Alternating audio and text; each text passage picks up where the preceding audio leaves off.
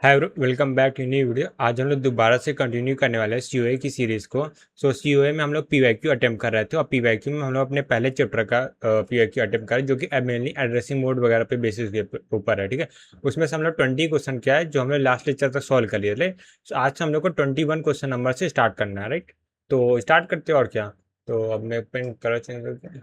Okay, सो यहाँ पे देखो जो एड्रेसिंग मोड टॉपिक है वहाँ से अब हम लोग का 21 क्वेश्चन स्टार्ट हो रहा है। ठीक है, जो कंट्रोल यूनिटी सब यही सब बेसिस पे क्वेश्चन है, राइट।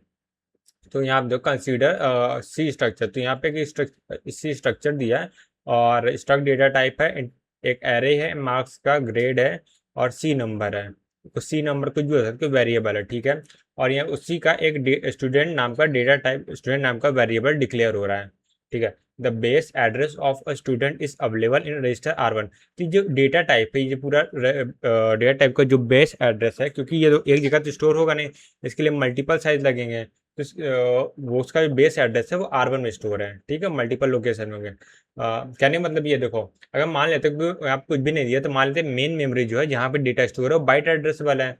तो यहाँ पे कितनी बाइट हो गई, तो मार्क्स क्या है, मान लेते हैं इंटीजर, इनके समय मान लेते हैं इंटीजर जो है मान लेते 2 बाइट का, 2 या 4 का होता है, क्योंकि डिफॉल्ट में हम लोग 32 बिट का सिस्टम लेते हैं। तो ये कितना हो जाएगा, ये हो जाएगा ये इंटीजर मान लेते 2 बाइट का है, एज्यूम कर रहे हैं, ठीक है। और उसके बाद जो कैरेक्टर होगा वो होगा 1 बाइट का, ठीक है, 1 बाइट का। तो यहाँ पे जो हम लोग का स्टूडेंट डेटा टाइप है, इसका साइज कितना हो जाएगा, साइज, ठीक है। साइज की अगर हम लोग बात करें, सबसे पहले 100 साइज का एरे है, और जो जो इंटीजर का है, यानी 100 इंटीजर और एक इंटीजर 2 बाइट का, तो 100 इंटीजर कितने होंगे, 200 बाइट के। सो 200 बाइट का इंटीजर है, 200 बाइट का, प्लस उसके बाद एक ग्रेड नाम का वेरिएबल है, और जो कि 1 बाइट का है, उसे वन, हाँ 1 बाइट का। और एक सी नंबर है जो कि इंटीजर टाइप का है, तो 2 बाइट हो जाएगा। ठीक, यहाँ से हो जाएगा 203 बाइट, ठीक है। एक जो है हम लोग का ये पूरा डेटा स्ट्रक्चर है वो स्टोर होगा, ठीक है, मेमोरी में, राइट।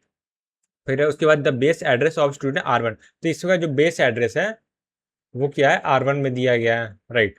आगे देखो, the field student grade can be access efficiently using, यानी जो स्टूडेंट ग्रेड है, एक second, the field student grade, अच्छा ग्रेड को हम लोग एक्सेस करना है, यानी ये वाली फील्ड जो है इसको ही हम लोग को एक्सेस करना है, ठीक है। इसके लिए हम लोग क्या करना है, अच्छा यहाँ पे हम लोग को एड्रेसिंग मोड सेलेक्ट करना है, किस मोड में हम लोग इसको एक्सेस कर पाएंगे, ठीक है। तो सबसे पहले आती है प्री डिक्रीमेंट को। प्री डिक्रीमेंट मतलब पहले, सॉरी प्री इंक्रीमेंट होगा, पहले इंक्रीमेंट होगा तब यूज होगा। तो यानी कि बेस एड्रेस R1, यानी जहाँ पे एरे का पहले बाइट स्टोर होगी वहाँ पे है। तो अगर हम प्री इंक्रीमेंट डिक्रीमेंट लगाते भी हैं तो हम लोग क्या एरे तक पहुँच पाएंगे, यहाँ तक कभी नहीं पहुँच पाएंगे। तो प्री इंक्रीमेंट डिक्रीमेंट एक अच्छा ऑप्शन नहीं है हम लोग के लिए। फिर रजिस्टर डायरेक्ट एड्रेसिंग मोड। तो रजिस्टर डायरेक्ट एड्रेसिंग मोड मतलब क्या, रजिस्टर में कौन सा एड्रेस लिखा हुआ है, रजिस्टर में बेस एड्रेस लिखा, क्या ये बेस एड्रेस पे हम लोग ग्रेड वेरिएबल स्टोर, नहीं, ये गलत हो जाएगा। तो उसके बाद थर्ड नंबर पे आता है इंडेक्स एड्रेसिंग मोड। उसके बाद X of R, X of मतलब है ना, जो हम लोग इंडेक्स रजिस्टर है उसका जो बेस एड्रेस है, where X is the offset representative to, बाकी जो लिखा हुआ वो तो एक रिप्रेजेंटेशन फॉर्मेट है जिससे हम लोग बहुत ज़्यादा मतलब नहीं है। बट यहाँ पे देखो x is the offset representation. Offset representation मतलब एक्स यानी ऑफसेट है, जो भी यहाँ का ऑफसेट कितना होगा, जैसे मान लेते बेस एड्रेस में 0 0 है लिखा, ठीक है। मान लेते जो पहला जो हम लोग का इंस्ट्रक्शन का जो भी इंस्ट्रक्शन बोला डेटा जो है वो 0 0 0 पे स्टोर है, मान लेते हैं ऐसा कुछ है। और हम लोग को कितना जाना है, 203, यानी 0 2 0 3 पे, नहीं 3 पे नहीं, 201 पे, 200 बाद 1 है, इस एड्रेस पे जाना है। तो यहाँ पे हम लोग का बेस एड्रेस जो होगा 0 0 होगा, और यहाँ पे हम लोग एक्स की वैल्यू कितनी हो जाएगी, एक्स की वैल्यू हो जाएगी 201। तो जैसे ही एक्स की वैल्यू 0 ऐड करेंगे तो हम लोग को ये एड्रेस मिल जाएगा, राइट। उस हिसाब से हम लोग का ऑप्शन डी जो है वो ट्रू हो जाएगा, राइट। आगे बढ़ते हैं अब। और राइट, सो अब आते हैं क्वेश्चन नंबर 22 में। सो 22 के एमसीक्यू क्वेश्चन है और 11 में 1 मार्क्स का आया था, और लास्ट वाला कब आया था वो देख लेता हूँ एक बार, 17 में आया था, ठीक है। उसके बाद ये 11 पे आया है। अब उसके बाद देखिए, कंसीडर आ हाइपोथेटिकल प्रोसेसर, ठीक है, जो रियल है हाइपोथेटिकल है, with instruction type LW। LW को इंस्ट्रक्शन है, अच्छा इंस्ट्रक्शन वाला LW R1 है, और LW में कुछ भी हो सकता है, R1 है, और 20 R2 है, ठीक है। उसके बाद which is during execution read 32 bit word memory is stored. Word from the memory store, ठीक है। एंड 32 बिट क्या ये क्या है, मतलब मेमोरी स्टोर होती है, ठीक है। इनिट रजिस्टर 32 बिट का रजिस्टर 32 बिट की मेमोरी स्टोर करा, ठीक। R1 जो है 32 बिट का, ठीक है। Effective address of a memory location is obtained by addition 20 constant content और रजिस्टर R2 में, ठीक है। तो रजिस्टर R2 में 20 वही जो जैसे यहाँ पे हम लोग रजिस्टर वाला मोड जो थे, रजिस्टर क्या बोलते हैं register, sir index addressing mode, register बोला इंडेक्स एड्रेसिंग मोड में ये हम लोग का ऑफसेट है, R2 के अंदर हम लोग का बेस या बेस एड्रेस जो है वो स्टोर है। तो वैसे ही कुछ है यहाँ पे, which of the following base reflect addressing mode implemented by this operand memory location. तो ये भी सिमिलर ही वैसे ही देखो, इमीडिएट ऑपरेंट एड्रेसिंग मोड में क्या होगा, इमीडिएट हम लोग का एड्रेस होता है, ठीक है, जो कि बिल्कुल गलत है। इमीडिएट तो ऐसा कुछ भी नहीं है यहाँ पे, जो इंस्ट्रक्शन में सब दिया होना चाहिए, डायरेक्टली हम लोग क्या आपको ऑपरेंड देना चाहिए। और रजिस्टर एड्रेसिंग मोड में डायरेक्टली रजिस्टर में ही वहाँ पे हम लोग वैल्यू होनी चाहिए, रजिस्टर में हम लोग को वैल्यू नहीं मिल रही है, रजिस्टर में हम लोग को ऑफसेट मिल रहा है, और सॉरी एड्रेसिंग वो बेस एड्रेस मिल रहा है। Register indirect scaling addressing mode, तो यहाँ पे देखो register indirect scaling addressing mode में क्या होता है वो मैं बता देता हूँ। इसमें क्या होता है, जब भी मतलब ये register indirect scaling addressing mode में क्या होता है, जो हम लोग का इंस्ट्रक्शन होता है उसमें स्केल फैक्टर होता है। तो सबसे पहले हम लोग क्या करते हैं, स्केल फैक्टर को जो रजिस्टर में वैल्यू से मल्टीप्लाई करते हैं, जो रिजल्ट आता है उससे हम लोग बेस एड्रेस से ऐड करते हैं, तो हम लोग इफेक्टिव एड्रेस आता है, ठीक है। तो इसको मैं एक बार स्ट्रक्चर बना देता हूँ। तो जो हम लोग देखो वो रहते हैं इंस्ट्रक्शन के अंदर से कुछ चीज़ें दी रहती है। सबसे पहले क्या होगा, ये मैं ऑप्शन सी को एक्सप्लेन कर रहा हूँ। सबसे पहले ऑप कोड तो होता ही होता है, उसके बाद हम लोग को मोड दिया रहेगा, मोड, राइट। मोड के बाद है यहाँ पे हम लोग का बेस एड्रेस दिया रहेगा, बेस एड्रेस हो गया। उसके बाद यहाँ पे हम लोग को स्केल फैक्टर दिया होगा, स्केल कितना करना है, ठीक है। तो हम स्केल, सॉरी स्केल नहीं, स्केल, हाँ स्केल दिया। तो सबसे पहले हम लोग क्या करेंगे, स्केल को लेंगे और यहाँ से हम लोग क्या लेंगे, जो हम लोग के इंडेक्स रजिस्टर है जिसको हम लोग XR बोलते हैं, उसकी वैल्यू लेंगे और दोनों को मल्टीप्लाई कर देंगे, ठीक है। अब मल्टीप्लाई करने के बाद जो रिजल्ट आता है उसको लेंगे और यहाँ से बेस एड्रेस को लेंगे, दोनों को ऐड कर देंगे। ऐड करने के बाद जो रिजल्ट आएगा वो हम लोग का इफेक्टिव एड्रेस होता है, ठीक है। बट यहाँ पे इस केस में देखो हम लोग क्या कोई ऐसा स्केल फैक्टर दिया है, तो स्केल फैक्टर नहीं दिया तो हम लोग को यूज नहीं करना। तो हम लोग ऑप्शन सी बचता है बेस इंडेक्स एड्रेसिंग मोड, जो कि बिल्कुल यही चीज़ है, इंडेक्स एड्रेसिंग मोड ही है ये। अब आते हैं क्वेश्चन नंबर 23। हाँ तो क्वेश्चन नंबर 23 देखो, MCQ क्वेश्चन है और 2008 में 2 मार्क्स क्या था, विच of the following is the true, is true पूछा है, of auto increment addressing mode, ठीक है। ऑटो इंक्रीमेंट एड्रेसिंग मोड के बारे में ट्रू पूछा है। It is useful for creating self री एलोकेटिंग एड्रेस कोड। तो सेल्फ एलोकेटिंग एड्रेस कोड क्या मतलब हुआ, अच्छा यहाँ पे देखो सेल्फ री एलोकेटिंग एड्रेसिंग, सेल्फ री एलोकेटिंग, सिर्फ री एलोकेटिंग मतलब क्या होता है, जो अपना जो क्या बोल सकते हैं हम, जो डेटा है वो जो बोले जो डेटा है उसको क्या कर सकते हैं, री एलोकेट कर सकते हैं, यानी एक प्लेस से दूसरे प्लेस। तो क्या ऑटो इंक्रीमेंट डिक्रीमेंट क्या ऐसा करता है, नहीं। ऑटो डिक्रीमेंट इंक्रीमेंट कैसे काम करता है मैं बता दूँ। सबसे पहले यहाँ पे देखो जो हम लोग का इंस्ट्रक्शन ऑटो इंक्रीमेंट डिक्रीमेंट में क्या होता है, यहाँ पे मैं बता देता हूँ। जैसे ऑपकोड यहाँ पे फील्ड होता है, ऑपकोड के बाद क्या होगा, यहाँ पे मोड फील्ड होगी, मोड के बाद क्या होता है, यहाँ पे एड्रेस फील्ड होती है, राइट। एड्रेस, एड्रेस पर से हम लोग को यहाँ पे एक रजिस्टर का एड्रेस मिलता है, सॉरी एड्रेस नहीं, यहाँ बेस एड्रेस होता है एक्चुअली, तो यहाँ बेस एड्रेस लिखूंगा। तो जो बेस एड्रेस होता है, नहीं नहीं सर मैं थोड़ा सा भूल रहा हूँ, नहीं नहीं नहीं सॉरी, नहीं रजिस्टर का ही एड्रेस मिलता है, ठीक ठीक ठीक, सही सही मैं बोला। ऑटो इंक्रीमेंट डिक्रीमेंट है, एक रजिस्टर का एड्रेस लिखा है, ठीक है। तो यहाँ मैं R1 मान लो लेते हैं, R1 का एड्रेस लिखा है, तो हम लोग R1 में जाएंगे और R1 की कंटेंट को हम लोग इंक्रीमेंट और डिक्रीमेंट करेंगे, तो उसके बाद इसका यूज़ करते हैं, ठीक है। अब प्री इंक्रीमेंट तो पहले यूज़ करके तब इंक्रीमेंट करेंगे, नहीं तो बाद में यूज़ करेंगे, ठीक है। तो ये इफेक्टिव है। तो यहाँ पे क्या कोड रीएलोकेशन कुछ समझ आ रहा है, नहीं ऐसा कुछ भी लेना देना नहीं इसका। If it is included in instruction set architecture then additional ALU required for effective addressing calculation. तो क्या यहाँ पे कोई कैलकुलेशन हो रहा है इफेक्टिव एड्रेस का, नहीं। यहाँ पे सीधा हम R1 कंटेंट को एक बार इंक्रीमेंट करा रहे हैं और सीधा सीधा इफेक्टिव एड्रेस को एडिशनल काम नहीं करना पड़ रहा है, ठीक है, ठीक है। तो ये गलत क्योंकि एडिशनल ALU की जरूरत नहीं है, जो लोग बेस ALU है उससे इंक्रीमेंट डिक्रीमेंट हो जाता है। उसके बाद amount of increment depend upon the size of data item is access, बिल्कुल सही बात है। डिपेंड कर रहा है कि कितना इंक्रीमेंट करना है, साइज पे होता है कि कितने साइज, जैसे एक रजिस्टर की में 32 बिट का डेटा है तो 32 बिट इंक्रीमेंट होगा, जितना साइज होगा उस पर होता है, ठीक है।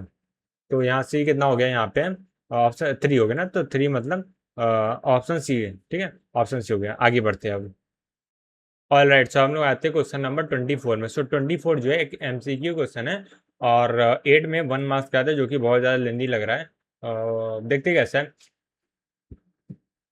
Assume effective address x plus, ठीक है, पोस्ट नहीं प्लस, पता नहीं क्या है, कुछ भी हो।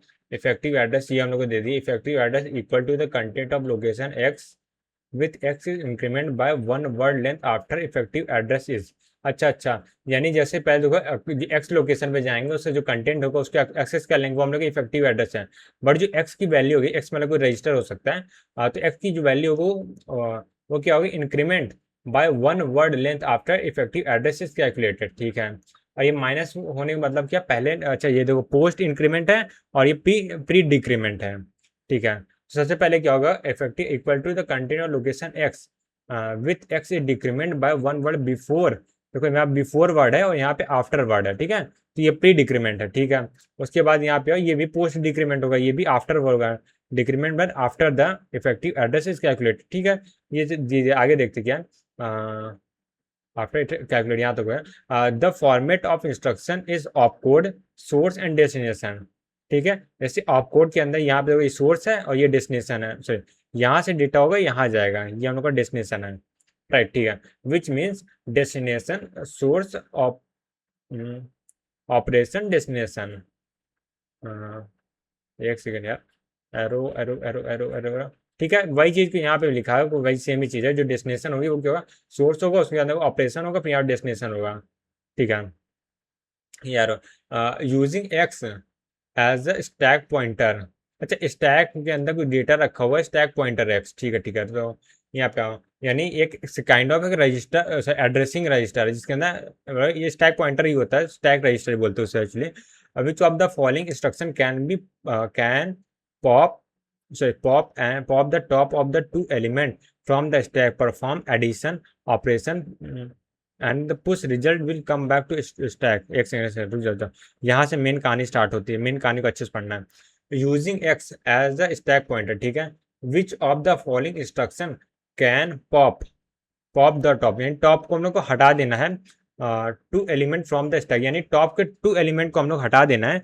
तो उसके बाद क्या करना है, perform addition operation and push the, अच्छा देखो टॉप जो स्टैक होगा उसके अंदर टॉप के 2 एलिमेंट निकालेंगे, दोनों को ऐड करके वापस रिजल्ट रखना। तो उसके लिए इन सब में से कौन सा ऑपरेशन यूज होगा। तो सबसे पहले यहाँ पे देखते हैं, ऑप्शन ए को देखते हैं, ठीक है, एक एक करके ऑप्शन चेक करते हैं, तो उससे कुछ ना कुछ आइडिया लग जाएगा हम लोग को। सबसे पहले ऐड करना है, तो यहाँ पे देखो ये डेस्टिनेशन है, ठीक है, जो मैं सर्कल कर रहा हूँ डेस्टिनेशन है, सेकेंड वाला। तो यहाँ पे क्या हो रहा है, और सबसे पहले क्या हो रहा है, एक्स माइनस हो रहा है, यानी कि ये क्या प्री डिक्रीमेंट है, ठीक है, प्री डिक्री उसे पोस्ट डिक्रीमेंट है। पहले एक्स की वैल्यू यूज होगी, तो उसके बाद डिक्रीमेंट होगा, ठीक है, ये चीज़ हो गया। तो x x x x x x x x को पहले यूज़ किया, फिर डिक्रीमेंट किया, ठीक है। तो यहाँ पे देखो सबसे पहले एक्स क्या हो रहा है, यहाँ पे एक्स को पहले यूज़ किया जा रहा है, ठीक है। तो यानी जो एक्स अभी क्या मान लो टॉप ऑफ द स्टैक, मैं स्टैक बना ले रहा हूँ, तो उसमें कुछ, अरे यार स्टैक बना रहा था, क्या बन गया, अरे हाँ, इतने से हम लोग काम हो जाएगा। तो मैं स्टैक बना दे रहा हूँ, तो थोड़ा सा क्लियरिटी होगी। तो मान लेते हैं टॉप के 2 एलिमेंट्स हैं, 1, तो इसके अंदर भी कुछ होगा, यहाँ पे मान लेते हैं ये हम लोग का एक एलिमेंट, ये एक एलिमेंट, अभी टॉप ऑफ द स्टैक जो है यहाँ पे है, ठीक, एक्स यहाँ पे है। तो अभी एक्स को पहले यूज़ करेंगे, ठीक है, तो यानी एक्स में अभी क्या आ गया, टॉप ऑफ द स्टैक आ गया, ठीक है, एक्स में हम लोग का टॉप ऑफ द स्टैक आ गया, ठीक है। जिसको इस एक्स को मैं इस प्लेस को मैं 1 नाम दे रहा हूँ, इस प्लेस को मैं 2 नाम दे रहा हूँ, ठीक है। टॉप ऑफ द स्टैक 1 वाला आ गया, ठीक है, यानी एक्स में हम लोग का 1 स्टोर हो गया है, डन, ये हो गया। अब उसके बाद क्या करना है, ऐड करना है एक्स की वैल्यू। इसके बाद इसी में हम लोग क्या करना है, एक्स की वैल्यू को ऐड कर देना है, इसकी वैल्यू को, एक्स की वैल्यू को हम लोग क्या करना है, इसमें ऐड कर देना है। तो यानी कि ये 1 में जो कंटेंट था वो प्लस करेंगे, एक्स की वैल्यू 1 का कंटेंट है, ठीक है, इसकी वैल्यू को यहाँ पे स्टोर कर। तो इससे तो मेरे को नहीं होगा, क्योंकि यहाँ पे देखो सेमी कंटेंट को हम लोग वापस ऐड कर रहे हैं, तो ये तो सही आंसर नहीं होने वाला। वेट वेट वेट, मैं कुछ गड़बड़ मैं कर रहा हूँ, क्योंकि इतना शॉर्ट नहीं करना चाहिए, थोड़ा सा एक्सप्लेन, उससे यहाँ गड़बड़ हो रही है। राइट। तो मैं दोबारा करता हूँ क्योंकि मुझे लग रहा है ना मैं कुछ ज़्यादा शॉर्टकट कर दिया हूँ, तो इसलिए कुछ ना कुछ गड़बड़ हो रही है क्योंकि ये मेरे को सही नहीं लग रहा। तो यहाँ पे देखते हैं, सबसे पहले फिर से स्टार्ट करें, ठीक है। तो क्वेश्चन समझ लिया है, सॉल्यूशन करना है। तो एक काम है, सबसे पहले अपना सॉल्यूशन बनाते हैं, फिर उसके बाद सॉल्व करते हैं। तो मैं यहाँ पे स्टैक बना दे रहा हूँ। तो यहाँ पे मान लेते हैं सिर्फ दो एलिमेंट लेते हैं क्योंकि उसी काम को यूज़ है ना। हाँ, सबसे पहले एक एलिमेंट यहाँ पे हो जाएगा, एक एलिमेंट यहाँ पे होगा, तो टॉप ऑफ द स्टैक ये हो जाएगा। राइट। तो यहाँ पे काम करते मैं एड्रेस भी दे देता हूँ और वैल्यू भी दे देता हूँ। मान लेते हैं यहाँ पे 10 है और यहाँ पे 20 हो गया, और यहाँ का एड्रेस मान लेते हैं 1000 है और यहाँ पे 1001 हो जाएगा। 1001 हो गया। ठीक है, ये दो एड्रेस, ये एड्रेस है, ये वैल्यू है। राइट, ठीक है। तो हम लोग को अगर टू मतलब ऐड करना है दो बार, तो क्या करना होगा? सबसे पहले हम लोग टॉप ऑफ द स्टैक क्या होगा, ये वाला होगा। ठीक है, ये 20 क्या है, टॉप ऑफ द स्टैक है। ठीक है, ये हो गया। एक सेकंड रुक जाओ। टॉप ऑफ द स्टैक, तो ये कितना हो जाएगा 1000। एक काम करते हैं, इसको 1000 लिखते हैं, वो 1001 कर देते हैं क्योंकि टॉप ऑफ द स्टैक की वैल्यू ग्रेटर होनी चाहिए ना। 1001, इसको 1000 बोल दिया। हाँ ठीक है, टॉप ऑफ द स्टैक है। ठीक है, सबसे पहले हम लोग क्या करना होगा, हम लोग को कंटेंट एक्सेस करना होगा। कौन सा? टॉप ऑफ द स्टैक का। राइट, इसका मतलब सबसे पहले हम लोग क्या करना होगा, पॉप करना होगा टॉप ऑफ द स्टैक। ठीक है, उसकी वैल्यू कहीं स्टोर करना होगा, फिर पॉप करना होगा, फिर से टॉप ऑफ द स्टैक, और उसकी वैल्यू को कहीं स्टोर करना होगा। फिर हम लोग का एडिशन ऑपरेशन लगाना होगा, एडिशन जो भी टॉप ऑफ द स्टैक, इसको एंड इसको दोनों को प्लस करना होगा। ठीक है, इन दोनों को प्लस करना होगा, और जो भी रिजल्ट आएगा उसको वापस से हम लोग का मेमोरी लोकेशन ऑफ कौन सी हो जाए, 1000 में स्टोर करना है। 1000 में स्टोर कर देना है रिजल्ट। ठीक है, ये काम करना हम लोग का। ठीक है, ठीक है। अब ये काम जो हम लोग का option A B C D में से कर लेगा वो हो जाए। ठीक है, अब हम लोग सही सोच रहे हैं। पहली बार क्या था, तो शॉर्टकट कर रहे थे ना, तो इसीलिए समझ में नहीं आता, हमें कंफ्यूजन हो रही थी बार बार। हाँ, तो यहाँ पे ऑप्शन एक आप चेक करते हैं। सबसे पहले क्या हो रहा है, ऐड कर रहे हैं। ऐड छोड़ो, सबसे पहले ये क्या हो रहा है, जो हम लोग का सोर्स है, सोर्स पहले सबसे पहले होगा। सबसे पहले क्या हो रहा है, एक्स का डेटा रीड हो रहा है, उसके बाद एक्स माइनस हो रहा था। अभी एक्स की इनिशियल वैल्यू कितनी होगी, एक्स की इनिशियल वैल्यू हो जाएगी, एक्स में कितना डेटा स्टोर होगा, 1001 स्टोर होगा। राइट, सबसे पहले क्या हो रहा है, मेमोरी ऑफ 1001, ये सॉरी, मेमोरी ऑफ 1001 का डेटा रीड हो गया। ठीक है, उसके बाद क्या हो रहा है, माइनस है ना, तो उसके बाद क्या होगा, ये हो जाएगा 1000। ठीक है, और उसके बाद क्या करना है, एडिशन ऑपरेशन करना है। एडिशन कहाँ करना है, वो करना है एक्स में। एक्स की वैल्यू कितनी, 1000, यहाँ से मेमोरी ऑफ 1000 हो जाएगा। ठीक है, इसको स्टोर कहाँ कराना है, इसकी जो वैल्यू होगी, एक काम उसको मैं थोड़ा सा नीचे कर देता हूँ, एक सेकेंड। यहाँ पे इसकी जो वैल्यू होगी, ये इसको और इधर करते हैं। हाँ, इसकी जो वैल्यू होगी वो कहाँ स्टोर हो जाएगी, वो हो जाएगी जो हम लोग का सेकेंड वाला होता है ना, ये हम लोग का डेस्टिनेशन है, यानी मेमोरी ऑफ 1000 में है। ठीक है, यहाँ पे स्टोर हो रहे हैं। तो अल्टीमेटली हम लोग यही काम करें कि मेमोरी ऑफ 1000 रिजल्ट स्टोर करा है, 1001 का 1000। तो ये तो मेरे को सही ऑप्शन लग रहा है। और आगे देख लेते हैं, एमसीक्यू क्वेश्चन है तो आगे मेरे ख्याल से कुछ ना कुछ गड़बड़ जरूर होगी। अब ऑप्शन बी को देखते हैं। ऑप्शन बी में क्या, एक्स की वैल्यू पहले यूज कर रहे हैं, तो एक्स इक्वल टू अभी कितना है, 1001 है। 1001 है। सबसे पहले हम लोग क्या कर रहे हैं, मेमोरी लोकेशन ऑफ इसमें जा रहे हैं, 1001 में जा रहे हैं।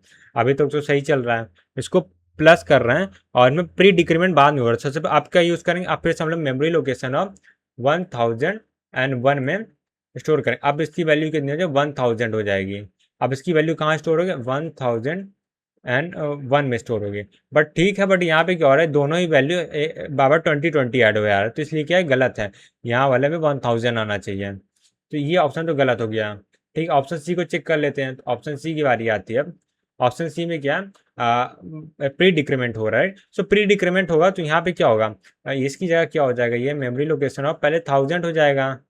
ठीक, और उसके बाद क्या होगा, मेमोरी लोकेशन ऑफ एक सेकंड, पोस्ट पोस्ट प्लस हो रहा है ना, तो यहाँ पे कितना आ जाएगा, 999 आ जाएगा। एक सेकंड, 1000 यहाँ पे भी, सॉरी, यहाँ पे 1000 आ जाएगा, तो ये भी गलत हो जाएगा। ऑप्शन डी को चेक करते हैं। ऑप्शन डी में क्या है, पहले प्री डिक्रीमेंट हो रहा है। सो प्री डिक्रीमेंट मतलब क्या, फिर से यहाँ पे 1000 आ जाएगा, 1000। उसके बाद क्या हो रहा है, कुछ चेंजेस नहीं हो रहा, तो यहाँ पे 1000 ही रहेगा, तो ये भी क्या गलत आ गया। तो इसके हिसाब से ऑप्शन ए ही हम लोग का सही ऑप्शन बन रहा है। राइट, ठीक है। तो इसी के साथ जो हम लोग का ये वाला चैप्टर था वो फिनिश होता है, और अभी अभी हम लोग इसी वीडियो में हम लोग स्टार्ट करने वाले हैं अब।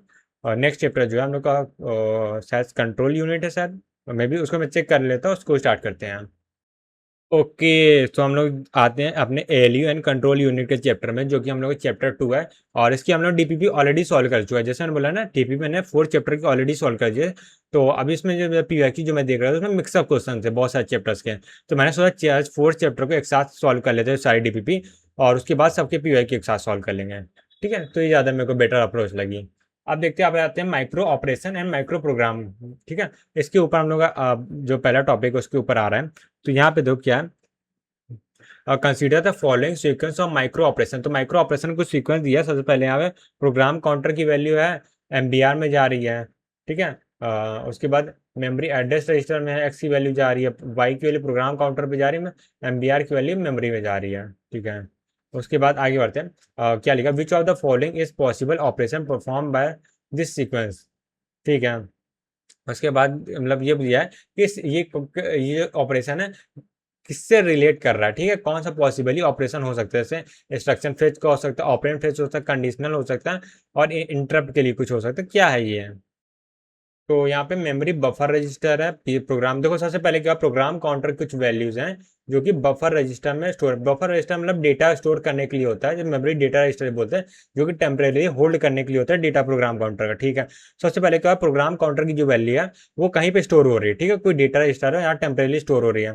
फिर जो एक्स है, एक्स कोई रजिस्टर होगा, उसकी वैल्यू भी कुछ टेम्परेली स्टोर हो रही है।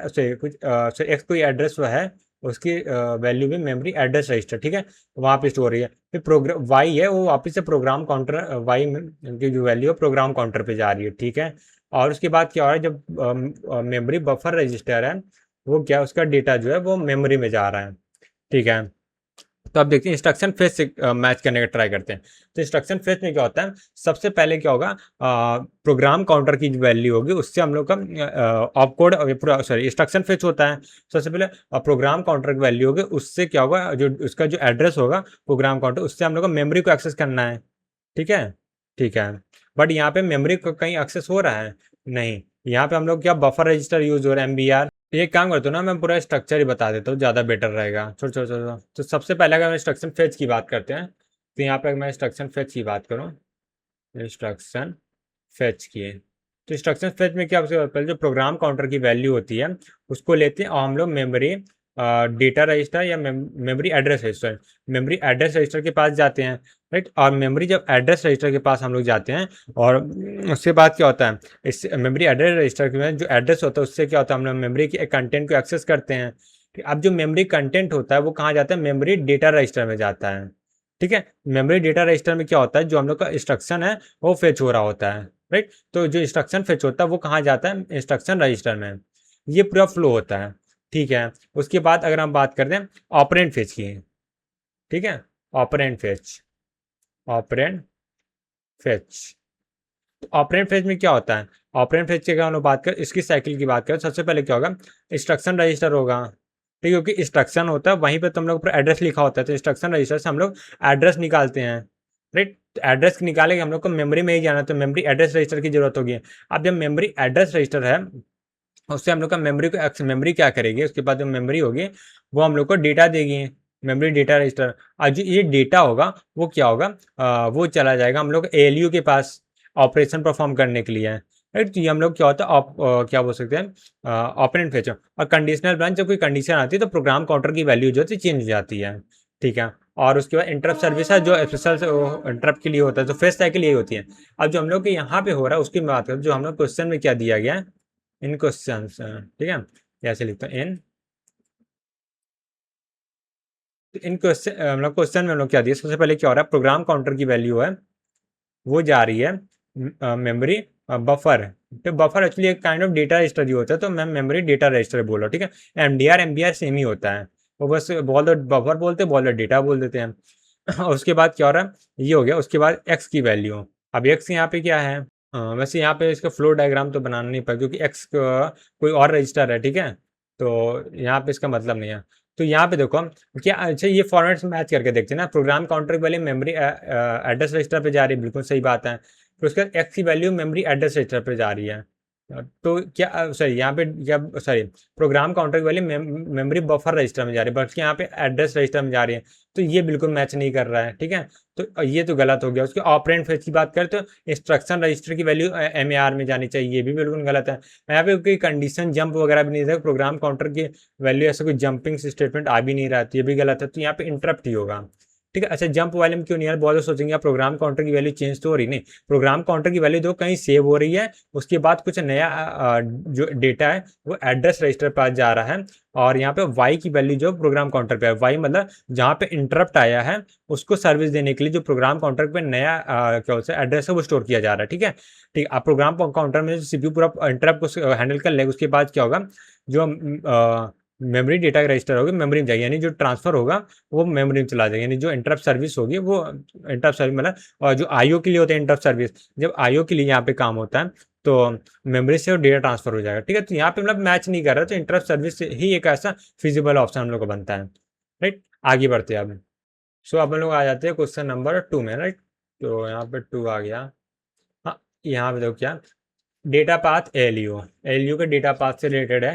A multiplexer is placed between a group of 32 register. तो ये 32x1 का मल्टीप्लेक्सर होगा, ठीक है। एंड एक्यूमुलेटर, मैं क्या बोला था, हाँ, and accumulator to regulate data movement, ठीक है।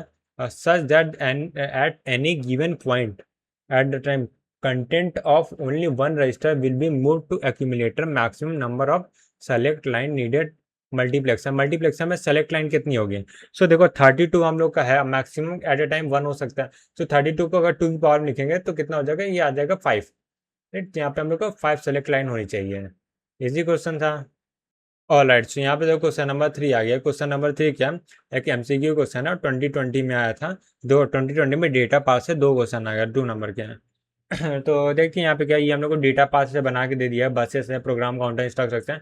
ये मेमोरी को एक्सेस करने के लिए 2 टेम्परेरी रजिस्टर होते हैं। और यहाँ पे हम लोग का कुछ स्टैक है, स्टैक पॉइंटर विंटर भी होगा, ठीक है, जो भी ऐसा कुछ दिया गया है। हाँ, तो यहाँ पे देखो consider instruction R0 R1 plus R2, यानी R1 R2 दोनों के जो वैल्यू है उनका एडिशन करके हम लोग R0 में स्टोर करें। The following step is use to execute it over the given data path, ठीक है। Assume that program counter increment appropriately, ठीक है। प्रोग्राम काउंटर मतलब ऑटोमेटिकली इंप्लीमेंट हो रहा है, ऐसा हम लोग को बोला गया है। The subscript R and W indicate read and write, अच्छा, यानी आर और डब्ल्यू है तो मतलब रीड के लिए, और डब्ल्यू है तो राइट के लिए। R2 यानी R2 को हम लोग रीड कर रहे हैं, और temporary R A L U add, यहाँ पे कौन कौन सा इंस्ट्रक्शन दिया गया है। Which of the following is the correct order of the execution of above step. अच्छा अच्छा, मतलब यहाँ पे हम लोग दोनों को ऐड करना है, तो किस किस को क्या बोला, मतलब किस किस मतलब कौन सा ऑर्डर होगा। तो सबसे पहले यहाँ पे देखो, हाँ, तो यहाँ पे सबसे पहले क्या होगा, यहाँ पे देखो सबसे पहले कहाँ जाना, R0 में R1 R2 को ऐड करना है, राइट। तो सबसे पहले हम लोग क्या करेंगे यहाँ पे, एक मिनट। सो हम लोग आगे बढ़े इससे पहले क्या, यहाँ पे कुछ प्रॉब्लम्स है इसमें क्वेश्चन में। यहाँ पे एक और जो है यहाँ पे मिसिंग एक लाइन, तो इसी वजह से मैं इसको ट्राई कर रहा था कब से, और प्रॉब्लम आ रही थी। एक्चुअली ये कुछ ऐसा है, यहाँ पे डायरेक्ट आ रहा है, ठीक है। ठीक है, ये लाइन क्या मिसिंग थी, कोई दिक्कत नहीं है, हो जाता है कभी कभी। तो यहाँ पे आप इसका सोल्यूशन देखते हो, तो एक काम करते हैं, सबसे पहले अपना स्ट्रक्चर खुद बना लेते हैं। करना कैसे, तो एक बार फिर से बता देता हूँ कि हम लोग को ये इंस्ट्रक्शन है, इसको एग्जीक्यूट करना, ये हम लोग को स्टेप दिए हैं। बट इसमें क्या ऑर्डर जो है वो ऊपर नीचे कुछ लिखा हो, तो हम लोग करेक्ट ऑर्डर बताना है, ठीक है। तो क्वेश्चन समझ लिया। अब सबसे पहले हम लोग करना क्या वो दिखाता हूँ। तो सबसे पहला स्टेप हम लोग क्या करना है, हम लोग सबसे पहले क्या करना है, जो प्रोग्राम काउंटर है उसके वैल्यू को रीड करना है, और किसको भेजना है, मेमोरी एड्रेस, सॉरी हाँ, मेमोरी एड्रेस रजिस्टर को। तो पीसी की वैल्यू को हम लोग रीड करेंगे और मेमोरी एड्रेस रजिस्टर को भेज देंगे, ठीक है। मेमोरी एड्रेस रजिस्टर क्या करेगा, वो अपने मेमोरी के पास जाएगा, ठीक है। तो ये मेमोरी के पास चला गया, ये यहाँ पे मेमोरी के पास चला गया। अब मेमोरी क्या करेगी, मेमोरी उसको इंस्ट्रक्शन देगी, किस फॉर्म में, मेमोरी बफर रजिस्टर, यहाँ पे डेटा रजिस्टर यूज किया तो डेटा रजिस्टर यूज करेंगे। सो मेमोरी डेटा रजिस्टर में दे दी है, ठीक है। अब डेटा रजिस्टर से क्या होगा, ये डेटा होगा वो किस में जाएगा, इंस्ट्रक्शन रजिस्टर में, ठीक है। इंस्ट्रक्शन रजिस्टर में वैल्यू आ गई, ठीक है। अब इंस्ट्रक्शन रजिस्टर में वैल्यू आ गई, यानी ये पूरा जो कोड है वो इंस्ट्रक्शन में आ गया। अब इसके बाद दूसरे स्टेप में क्या करना है, हम लोग R1 को R1 की जो वैल्यू है उसको रीड करके कहाँ पहुँचाना है, टेम्प 1 में, टेम्प 1 में। फिर टेम्प 1 में डेटा पहुँच गया, फिर तीसरे स्टेप में क्या करना है, R2 की वैल्यू को खाली हम लोग को रीड करना है। रीड करने से ही क्या होगा, ये पूरे बसेस में डेटा पहुँच जाएगा। ठीक है, तो बस में डेटा पहुँच गया, ALU तो ऑटोमेटिक पहुँच गया। फिर फोर्थ स्टेप में क्या है, हम लोग को ALU का एक्शन परफॉर्म करना है, और फिफ्थ जो भी रिजल्ट आएगा ALU का, उसमें क्या करना है, उसको हमने टेम्प 2 में कर देना है। ठीक है, टेम्प 2 में स्टोर करा दे। इस तरह क्या होगा, हम लोग को पूरा ऑपरेशन परफॉर्म हो गया। तो 4 स्टेप यहाँ पे लगेंगे, उसी को यहाँ 5 स्टेप में किया गया। तो सबसे पहले प्रोग्राम काउंटर की वैल्यू को रीड करके मेमोरी और एड्रेस रजिस्टर में राइट करना। तो ये वाली वैल्यू कहाँ हो रही है, ये यहाँ पे, और थर्ड नंबर प्रोग्राम काउंटर की वैल्यू को रीड करके मेमोरी एड्रेस रजिस्टर में राइट करना है, जिससे मेमोरी को रीड हो जाएगा। तो मेमोरी की रीड होगा ना, इंस्ट्रक्शन मिल जाएगा। ठीक है, तो पहले नंबर पे ये आ गया। उसके बाद देखो क्या आ जाएगा, ये हो गया ना। उसके बाद देखो कहाँ तक काम हो गया, मेमोरी तक का काम हो गया, राइट। ठीक है, अब यहाँ पे क्या होगा, मेमोरी डेटा रजिस्टर से इंस्ट्रक्शन रजिस्टर में डेटा जाएगा। तो ऐसा कहीं है, जो मेमोरी डेटा रजिस्टर से इंस्ट्रक्शन रजिस्टर में कहीं जा रहा हो, ये है मेमोरी डेटा रजिस्टर से इंस्ट्रक्शन रजिस्टर में। देखो यहाँ पे रीड है, यहाँ पे राइट है, राइट। ठीक है, यहाँ पे रीड है, यहाँ पे राइट है। ठीक है, तो ये सेकेंड नंबर पे आ जाएगा। तो यहाँ पे क्या होगा, ये इतना सारा काम हो गया, यहाँ तक का काम डन हो गया। उसके बाद आते हैं इंस्ट्रक्शन R1 में टेम्परेरी वैल्यू, टेम्प 1 की वैल्यू को स्टोर करना है, R1 को रीड करना है, टेम्प 1 को राइट करना है। तो R1 टू राइट, हाँ R1 3 है, थर्ड नंबर पे आ जाएगा। तो ये काम भी हो गया। अब उसके बाद देखो R1 को हम लोग क्या करना है, रीड करना, राइट कराना, सॉरी, नहीं रीड करने से होगा, राइट करने की जरूरत नहीं। R1 की वैल्यू को हम लोग रीड करना है, तो उससे डेटा पहुंच जाएगा। तो यहाँ पे कि R1 की वैल्यू से R2 की वैल्यू, एक सेकंड सॉरी, ये R1 हो गया ना, R2 की वैल्यू होगी यहाँ पे। R2 की वैल्यू क्या हम लोग क्या कर रीड करना है, R2 की वैल्यू क्या है, रीड करना है। और जिससे क्या होगा, उसके, अच्छा ये सारे स्टेप को मर्ज कर दिया है। R2 की वैल्यू को रीड करना है, जिससे क्या, उसके बाद क्या होगा, जो टेम्प 1 की वैल्यू को रीड करना है, टेम्प 1 की वैल्यू को रीड करना है, मतलब टेम्प 1 यहाँ पे उसको रीड कर लेना है, और इससे R2 हो गया, R1 मिलेगा। LU में हम लोग एडिशन परफॉर्म करना है, LU में एडिशन परफॉर्म करना, जो रिजल्ट आएगा वो उसमें कर देना है। ठीक है, तो यहाँ पे आ गया। ठीक है, टेम्प 2 में राइट कर देना है। ठीक है, अब टेम्प 2 से, अच्छा लास्ट स्टेप में लिखना भूल गया, 8 0 में स्टोर करना है। तो पांचवें स्टेप ये हो जाएगा। तो फिफ्थ नंबर पे, तो यहाँ पे फोर्थ नंबर पे ये हो गया, राइट। तो यहाँ पे कितना आ गया, 3 5 3 5 ये है। ठीक है, ये आ गया। लास्ट स्टेप में लिख देता हूँ, वो मैं थोड़ा सा भूल, 8 0 में स्टोर कराना ना, तो वो तो रहेगा ही रहेगा। तो यहाँ पे टेम्प 2 की वैल्यू जो है, वो हम लोग 8 0 में स्टोर करा देंगे। तो इस तरह 5 स्टेप हम लोग सारा काम हो जाएगा, राइट। तो आगे बढ़ते हैं अब ये क्वेश्चन क्या है, जो 4 है, वो माइक्रो प्रोग्राम कंट्रोल यूनिट का है। ठीक है, देखते हैं इसमें क्या दिया। और यहाँ पे 8 में 2 मार्क्स का आया था, consider a CPU where all the instruction require 7 clock cycle. तो यहाँ पे क्लॉक साइकिल हम लोग को दे दिया है। तो वो 7 क्लॉक साइकिल है। ठीक है, एक इंस्ट्रक्शन परफॉर्म करने के लिए 7 साइकिल की जरूरत पड़ती है। There are 140 instruction set. ठीक है, तो यहाँ पे 140 का इंस्ट्रक्शन सेट है, तो 140 को मार्क कर लेते हैं। It is found that 125 control signal are needed to generated by the control unit। तो यहाँ पे तो क्या है, it is found 125 control signal. तो यहाँ कंट्रोल सिग्नल कितने होंगे, 125 होंगे। ठीक है, ये हो गया।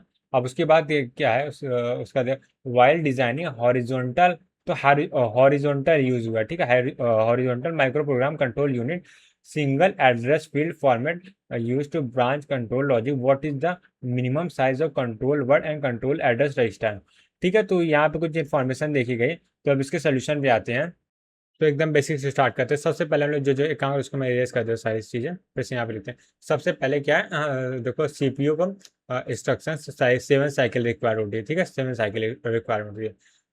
There are 140 instruction in instruction set, there are 140 instruction set, यानी टोटल इंस्ट्रक्शन सेट कितने हैं, टोटल, या सीधा सीधा 140 इंस्ट्रक्शन सेट, यानी इंस्ट्रक्शन सेट ऐसे लिखते हैं, इंस्ट्रक्शन। ठीक है, इंस्ट्रक्शन कितने हैं, 140 है। ठीक है, 140, और हर एक इंस्ट्रक्शन को एग्जीक्यूट करने के लिए 7 साइकिल लगती है। For each instruction, for each instruction को एग्जीक्यूट करने के लिए 140 है इंस्ट्रक्शन है, हर इंस्ट्रक्शन एग्जीक्यूट करने के लिए CPU 7 साइकिल लेके आता है। तो अल्टीमेटली कितने इंस्ट्रक्शन हो गए, ये इतने हो जाएंगे, 0 और 8 हो गया, 9 हो गया। ठीक है, ये इतना हो गया, डन। तो यहाँ टोटल इंस्ट्रक्शन इतने हो गए। ठीक है, टोटल इंस्ट्रक्शन बोल सकते हैं इसको, टोटल फॉर ईच देखो टोटल इंस्ट्रक्शन ये कितनी है, 140 इंटू 7 कर दिया तो हम लोग का आगे टोटल इंस्ट्रक्शन हो गया। देन आगे देखो, अब हम लोग को आगे क्या इन्फॉर्मेशन दी है, और 125 कंट्रोल सिग्नल है, जो कंट्रोल सिग्नल फील्ड है वहाँ पे 125 हो जाएगा। ठीक, इस तरह क्वेश्चन हमने डीपीपी में भी किया है। छोटा ही बनाते हैं। हाँ, सबसे पहले यहाँ पे देखो कंट्रोल सिग्नल हो गई, हम लोग का एक कंट्रोल वर्ड है, ठीक है, ये हम लोग का कंट्रोल वर्ड है, यहाँ से यहाँ पे एक कंट्रोल वर्ड है।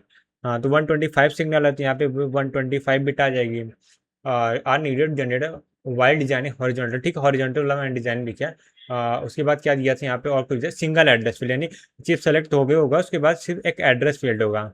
ठीक है, एड्रेस फील्ड में कितना होगा, जितने टोटल नंबर इंस्ट्रक्शन होंगे उसको बिट में लिख सकते हैं। सो 1980 यानी कि इसको हम लोग अप्रॉक्स लिख सकते हैं 2 की पावर 10, यानी 10 बिट्स में आ जाएगा। ठीक है, 10 बिट्स यानी यहाँ पे 10 बिट्स आएगी। ठीक है, अब पूछा क्या, यहाँ पे देखो क्या पूछा है, कंट्रोल वर्ड, तो कंट्रोल वर्ड हम लोग कितना, कलर चेंज कर लेता हूँ। सबसे पहले यहाँ कंट्रोल वर्ड पूछा है, तो कंट्रोल वर्ड कितना हो गया, कंट्रोल वर्ड हो जाएगा 125 प्लस 10, जो कि होता है 135 बिट्स। डन। उसके बाद दूसरी इन्फॉर्मेशन क्या है, दूसरी इन्फॉर्मेशन हमने पूछी गई है कंट्रोल एड्रेस रजिस्टर साइज, यानी कंट्रोल एड्रेस रजिस्टर साइज कितना होगा, टोटल कह सकते कंट्रोल एड्रेस रजिस्टर साइज, तो वो कितना हो जाएगा, वो हो जाएगा वो हो जाएगा कितने बिट, 10 बिट, क्योंकि यहाँ पे जो कंट्रोल एड्रेस जो है रजिस्टर वो 10 बिट्स का है ना, तो यहाँ पे 10 आ जाएगा। तो यहाँ पे हम लोग का आंसर कितना बनेगा, ऑप्शन कौन सा बनेगा, यहाँ पे 10 है, तो यहाँ पे कितना बन जाएगा, ये हो जाएगा 135 एंड 10, ऑप्शन डी। राइट, आगे बढ़ते हैं अब आते हैं क्वेश्चन नंबर कौन सा, 5 ना, हाँ, एमसीक्यू क्वेश्चन 18 में 2 मार्क्स का आया था। यहाँ आप दो, consider the following processor design characteristic, ठीक है, उसमें क्या है, which of the following above character use in risk. तो रिस्क मतलब क्या होता है, ये थोड़ा सा रिस्क वर्सेस सिस्क एक टॉपिक आता है, तो उसी के टॉपिक का है। तो यहाँ पर रिस्क जो होता है बहुत ज़्यादा सिंपल होता है, और जेनरिक जो ऑपरेशंस होते हैं वो वन साइकिल में छोटे के लिए होते हैं, कॉम्प्लेक्स जो सिस्क होता है वो कॉम्प्लेक्स होता है। ठीक है, तो यहाँ पे देखते हैं इसमें क्या है, register to register arithmetic operation only. ठीक है, तो यहाँ पे बता सकते हैं register to register arithmetic operation only. अगर इसकी बात करें हम लोग, तो क्या यहाँ पे रिस्क के प्रोस्पेक्टिव से ट्रू होगा, तो ये बिल्कुल ट्रू होगा, क्योंकि रिस्क की ये प्रॉपर्टी होती है कि उसमें सिर्फ केवल रजिस्टर टू रजिस्टर अर्थमेटिक हो सकता है, तो ये ट्रू होगा। फिक्स लेंथ इंस्ट्रक्शन फॉर्मेट, बिल्कुल सही बात है, यहाँ पे क्या होता है, फिक्स लेंथ ही होता है, कोई वेरिएबल लेंथ नहीं होता, क्योंकि वेरिएबल लेंथ मतलब कॉम्प्लेक्स हो जाता है, और इसमें हार्डवेयर होता है, माइक्रो प्रोग्राम होता है उसमें, कह सकते हैं सिस्क में होता है। राइट, तो इसके हिसाब से 1 2 3 यानी ऑप्शन डी जो होगा वही ट्रू होगा। राइट, तो ये हो गया। ओके, सो ये भी चैप्टर हम लोग का फिनिश हो गया है। तो आज हम लोग 2 चैप्टर फिनिश कर दिए, तो मेरे पास थोड़ा सा टाइम है, तो एक काम करता हूँ मैं, एक डीपीपी सॉल्व कर लेते हैं इस समय, ठीक है। तो जो फ्लोटिंग पॉइंट तक हमने सॉल्व कर लिया, उसके बाद मेरे ख्याल से आई थिंक सर आईओ के ऊपर जो डीपीपी है उसको सॉल्व करते हैं। राइट, ठीक है।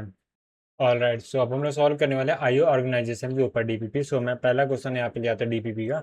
सो पहला क्वेश्चन ये है, 8-bit character are transmitted using a synchronous mode of transmission with 1 start bit, 8 data bit and 1 stop bit. The efficiency of the transmission line is, तो efficiency की बात किया गया है, और टोटल 8 बिट कैरेक्टर ट्रांसमिट करने के लिए हम लोग कितना 1 स्टार्ट बिट यूज कर रहे हैं, फिर 8 तो डेटा बिट होगा, उसके 1 स्टॉप बिट यूज कर रहे हैं। ठीक है, तो एफिशिएंसी की बात करें यहाँ पे, तो मैं इधर लिख दूँ, एफिशिएंसी होगी वो कितनी होगी, तो जितना हम लोग का एक्चुअल डेटा है वो कितना 8 बिट का है, 8 बिट, तो मैं 8 ही लगा सब बिट में है। ठीक है, और डिवाइड कितना हो रहा है, टोटल कितने, टोटल कितने बिट जा रही है, 8 + 2 10, तो 10 जा रही है। तो यहाँ से एफिशिएंसी की बात करें तो यहाँ पे 0.8 या 80% आई, तो हम लोग का 0.8 लिखना पड़ेगा, क्योंकि एक्चुअली परसेंटेज में नहीं पूछा, तो हम लोग डिफॉल्ट में फ्रैक्शन में लिखते, तो 0.8 इसका आंसर आ जाएगा। ठीक है, तो 0.8 हम लोग का आंसर आ गया। आगे बढ़ते हैं अब आते हैं क्वेश्चन नंबर 2 में। सो क्वेश्चन नंबर 2 क्या कह रहा है, 8 बिट कैरेक्टर, ठीक है, are transmitter using parity synchronous mode. ठीक है, पैरिटी सिंक्रोनस मोड, उसके बाद क्या, ट्रांसमिटेड विथ 1 स्टार्ट बिट है, 8 data bit, 2 stop bit and 1 parity bit है। ठीक है, इफ द ट्रांसमिशन रेशियो 300/सेकेंड, द इफेक्टिव रेट कितना होगा बाइट पर सेकेंड में। तो पैरिटी सिंक्रोनस मोड क्या होता है, पैरिटी सिंक्रोनस मोड कुछ नहीं होता, बेसिकली सिंक्रोनस मोड ही होता है, उसमें पैरिटी बिट होती है। तो अगर आपने कंप्यूटर नेटवर्क पढ़ा है, जो कि मैं पढ़ा रहा हूँ कंप्यूटर नेटवर्क में, एक चैप्टर आता है जैसे डेटा लिंक लेयर में भी है, नेटवर्क लेयर में भी है, तो उसमें एरर कंट्रोल होते हैं, एरर कंट्रोल करने पैरिटी बिट होते हैं। पैरिटी मतलब जितने सारे नंबर्स हैं उनको हम लोग एक्सॉर करेंगे। अगर 1 आता है तो इवन पैरिटी, 0 आता है तो ऑड, सॉरी 0 आता है तो इवन पैरिटी, 1 आता है ऑड पैरिटी यूज होती है, ठीक। यानी जो अगर बिफोर डेटा ऑड पैरिटी थी तो आफ्टर जो ट्रांसमिशन होगा पूरे कंप्लीट करने जो रिसीवर तक डेटा पहुंचेगा तो वहां भी ऑड पैरिटी, अगर ऑड है तो ऑड होनी चाहिए, इवन तो इवन होनी चाहिए, ठीक है। तो वही चीज़ है, बस इतना डिटेल हम लोग को इसमें नहीं जाना है। वो तो हम लोग का नेटवर्क लेयर का, नेटवर्क बुरा कंप्यूटर नेटवर्क का। तो सीओ में बस हम लोग जाना पैरिटी बिट, मतलब एक एक्स्ट्रा बिट होगी बस हम लोग के लिए, इससे ज़्यादा मतलब नहीं है इसमें। राइट, ठीक है, अब आगे बढ़ सकते हैं। सबसे पहले देखो 8 कैरेक्टर के लिए हम लोग कितना यूज़ कर रहे हैं। टोटल डेटा, टोटल बिट्स ऐसे बोलेंगे। टोटल बिट्स कितनी ट्रांसमिट हो रही है, वो हो रही है सबसे पहले 1 स्टार्ट बिट हो रही है, 8 डेटा बिट हो रही है, 2 स्टॉप बिट हो रही है, 1 पैरिटी बिट हो रही है, ठीक है। टोटल कितना हो गया, 8 1 9 होगा, 9 to 11 12 हो गया, ठीक, 12 बिट हो रही है, ठीक है। 8 डेटा को भेजने के लिए 12 बिट हो रही है।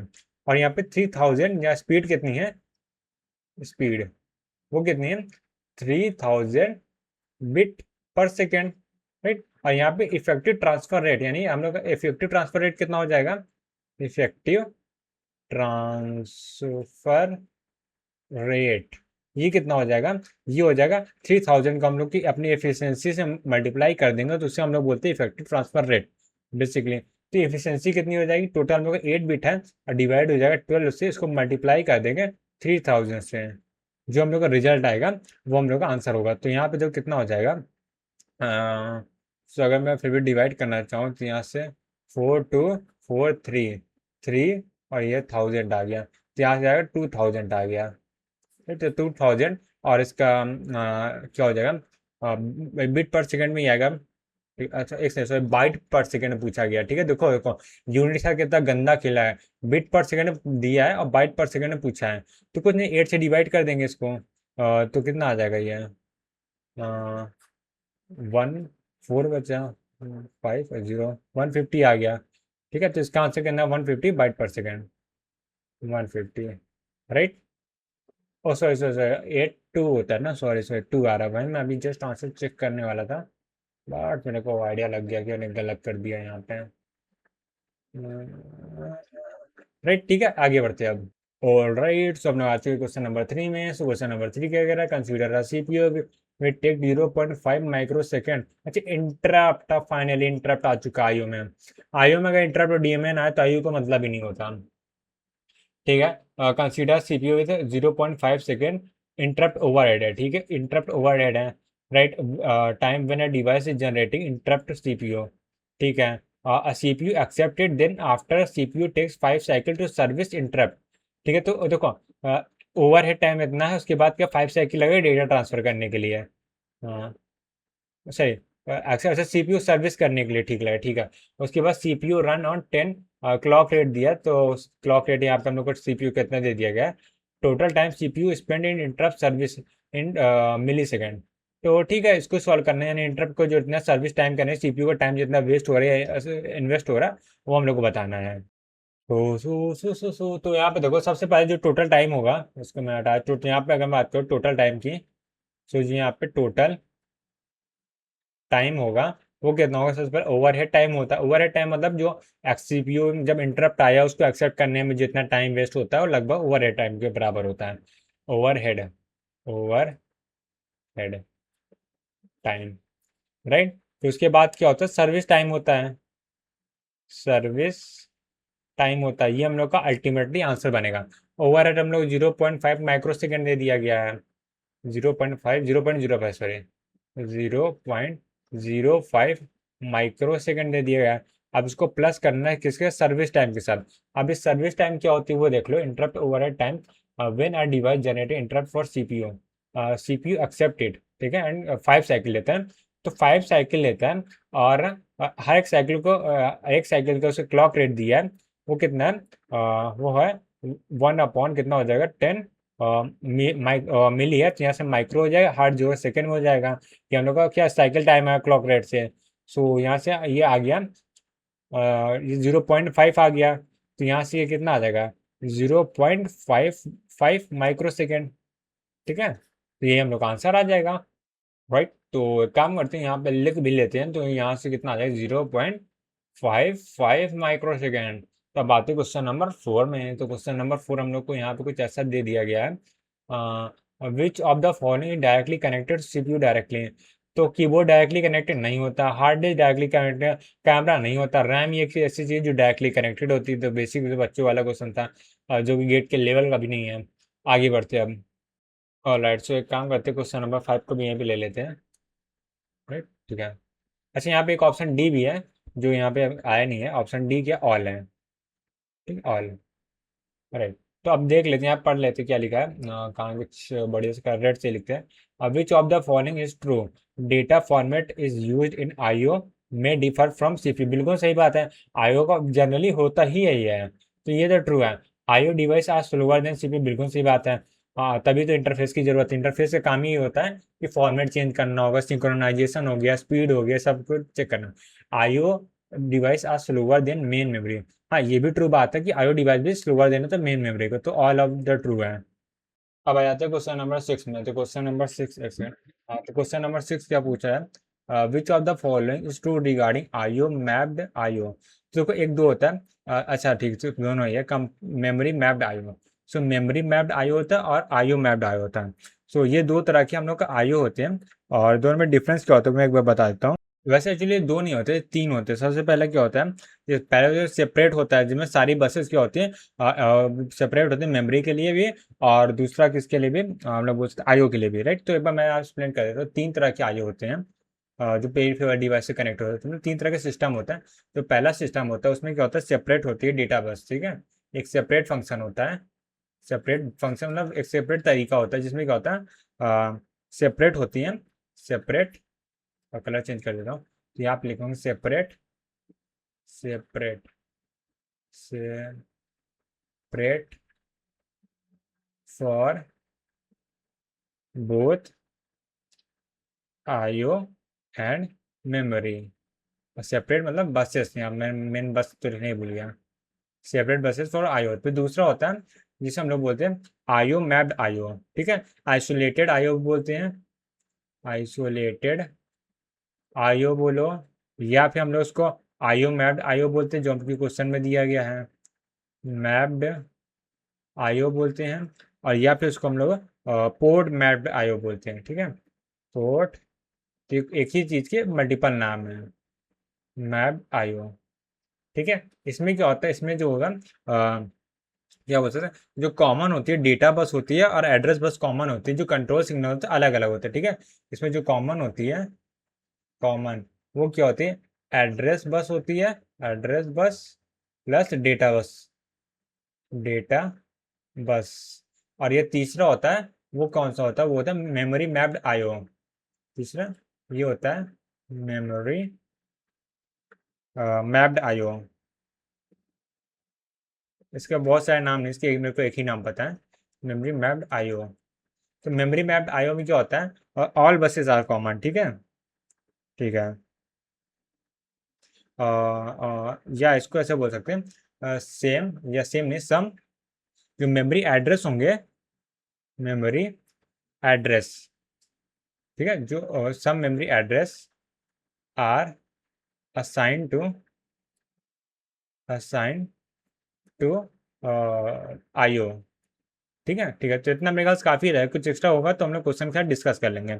अब यहाँ पे देखते हैं, सो यहाँ पे देखो क्या है, सबसे पहला स्टेटमेंट क्या है, स्टेटमेंट देखो, ALU operation can not be perform IO और डेटा डायरेक्टली।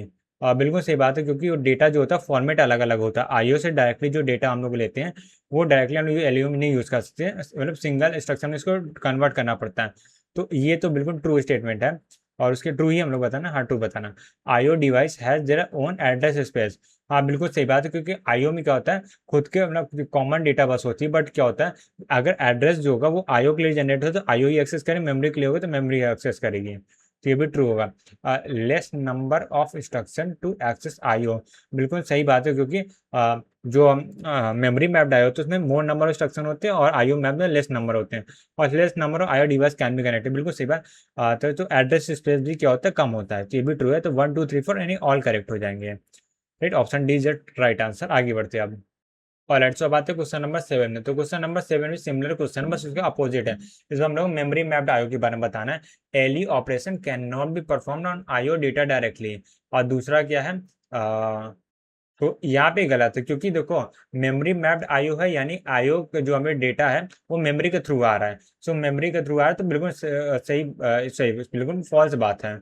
और ट्रू बताना है तो गलत हो जाएगा, तो हम डायरेक्टली इसको यूज कर सकते हैं। मतलब ये ऐसी प्रॉपर्टी भी होती है, और उसको ऐसे समझ सकते हैं।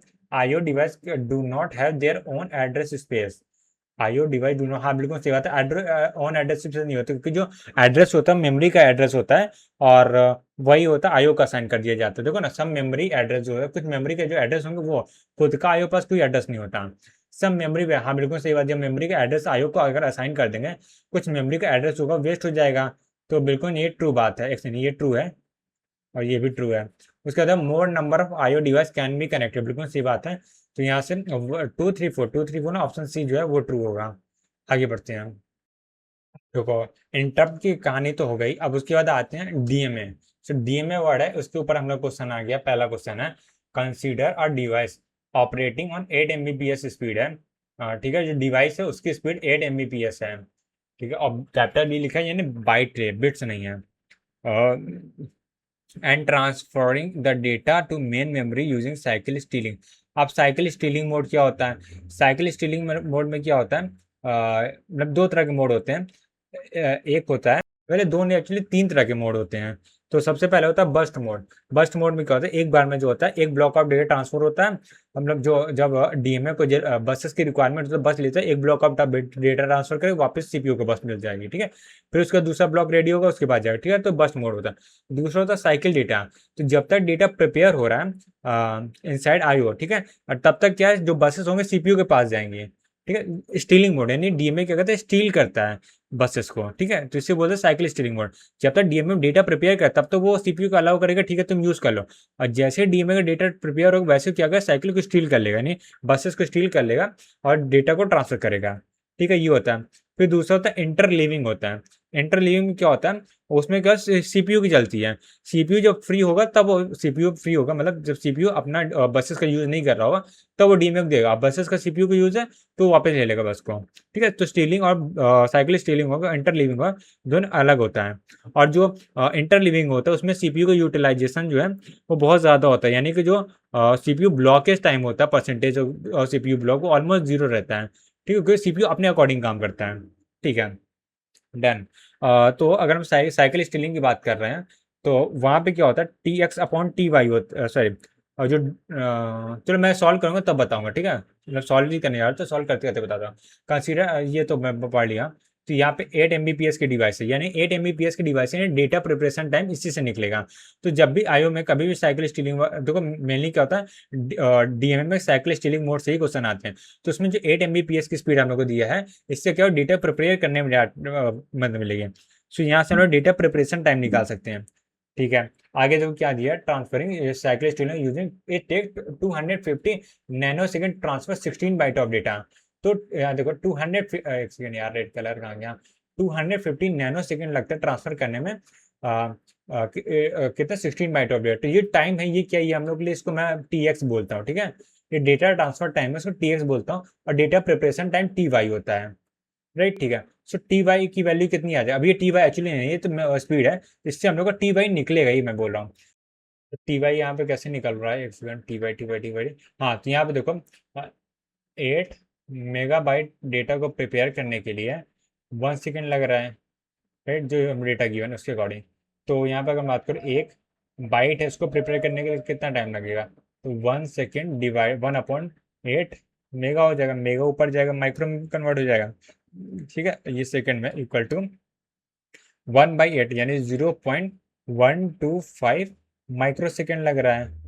फिर माइक्रो सेकेंड लग रहा है, माइक्रो सेकेंड। अब इसको और देखेंगे तो यहाँ से आ जाएगा 1 और 2 5, ये नैनो सेकेंड आ जाएगा, नैनो सेकेंड। ठीक है, तो ये हो गया। राइट, ठीक है।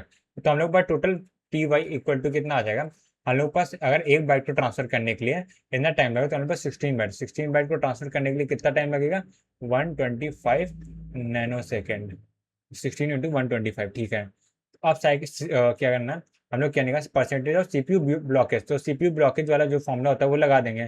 तो परसेंटेज आंसर, इसको मैं सीधा सीधा, अगर मैं तो नंबर लिखने का मन नहीं कर रहा, तो वो होता है T Y upon T X होता है। परसेंटेज पूछा तो यहाँ पे 100 से मल्टीप्लाई कर देंगे, तो यहाँ टी वाई की वैल्यू 16/125 और ये नैनो सेकेंड में है।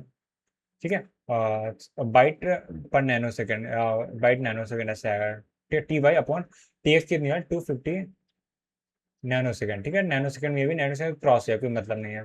ठीक है, तो यहाँ से ये कितना आ जाएगा, ये 2 आ जाएगा, तो यहाँ से 8 आ जाएगा। राइट, 8 ही तो हम लोग 8 8 8 8 8 एक सेकेंड, यहाँ पे मैंने कुछ गड़बड़ कर दिया क्या? Okay okay, sorry sorry sorry, मैं उल्टा कर दिया। एक्चुअली मैं इसको टी वाई मानता हूँ, तो क्या बताऊँ यार, ये एक्चुअली टी एक्स है और ये टी वाई है, मैंने गोलमाल कर दिया। राइट, पहले प्रिपेयर होता है ना, तो पहले एक्स में मानेंगे, तो यहाँ से ये जो है वो टी एक्स आ जाएगा, और यहाँ पे ये T Y by T X है, तो यहाँ पे ये गड़बड़ हो गया। राइट, बाकी सब जगह सेम है, तो यहाँ से हम लोग का आ जाएगा टी वाई की वैल्यू कितनी है 250 है, डिवाइड कर देंगे इसको 16 इंटू 125, और यहाँ से मल्टीप्लाई हो रहा है 100 से। तो इसकी वैल्यू कितनी आ जाएगी, यहाँ से ये 2 आ गया, यहाँ से ये 8 आ गया, तो ये 1/8 इंटू 100 है, तो 1/8 होता है 0.125, तो यहाँ से 12.5% आ जाएगा। ये हम लोग का आंसर हो जाएगा। राइट, ठीक है, आगे बढ़ते हैं अब। ऑलराइट, सो यहाँ से हम लोग 8 क्वेश्चन हो गया। राइट, तो एक काम करते हैं, बाकी के जो है वो हम लोग नेक्स्ट वीडियो में कंटिन्यू करेंगे। आज के लिए फिर इतना ही रखते हैं और मिलते हैं नेक्स्ट वीडियो में। तब तक के लिए bye bye, see ya, take care, have a nice day.